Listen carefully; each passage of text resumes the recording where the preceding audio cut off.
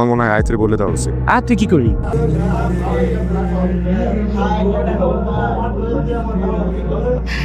আমার একটা কথা রাখবা। তুমি বলেছো আর আমি রাখি নাই, আমার কোনোদিনও হয়েছে? ভুলে যাও, নতুন করে জীবন শুরু করো, নিজের মতন করো। তুমি আমার এই চিনলা? দুদিন পর ফাঁসি দেবে আবার, বলে যাবো কিটা দেখবে তোমায়, কিটা জব্দ করবে তোমার। তোমারই লাগবো। আমি তোমার বয়স সারা জীবন তোমার পাশে থাকতে চাই, আবার তোমারই লাগবো।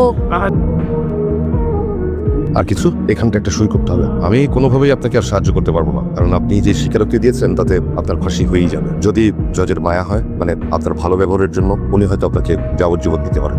স্যার, আপনার কাছে আমার বেশি কিছু চাওয়ান নেই, তবে একটা অনুরোধ করি, আমার কি একদিনের জন্য জামিন দেওয়া যায়? জামিন কেন? একজনের কথা দিচ্ছিলাম, তারে বিয়ে করুন। স্যার স্যার গরিবের সংসারে এর বেশি সামর্থ্য কই, তুমি কি পারবা না মানিয়ে নিতে? মানায় নিব বলেই তো আমার সারাটা জীবন তোমার নামে লিখে দিলাম। কিন্তু চুপ করো, তোমার একটু মন ভরে দিচ্ছি। মন ভরে দেখার কি আছে? আমার সারাটা জীবনই তো তোমার। সারাটা জীবন তো আমার কাছে মেয়ে নেয়, কত তো কয়েক ঘন্টা আছে। কয়েক ঘন্টা সারা জীবন এই স্মৃতি নিয়ে বাইসে থাকবে, আর কিছু চাই না। তুমি এরকম কেন? কিরাম আমি